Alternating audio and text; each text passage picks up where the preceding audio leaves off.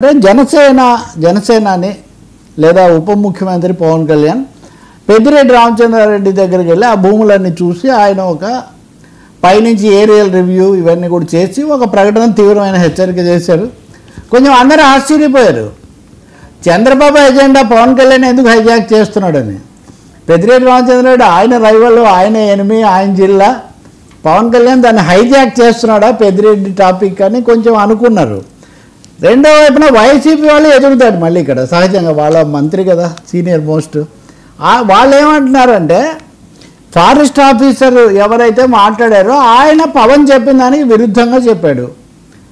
అడవిలో వారసత్వ భూమి ఉంటుందా అని ఈయన ప్రశ్నించారు. కాదు, ఇదిగో 70 ఎకరాల పైన వారసత్వ భూమి ఉంది అని ఆఫీసర్ చెప్పాడని వాళ్ళు చెప్తున్నారు. ఇందాక మనం మాట్లాడినట్టు అది సమాచార హక్కు రైటా తప్ప అది వాళ్ళు తేల్చాల్సిందే.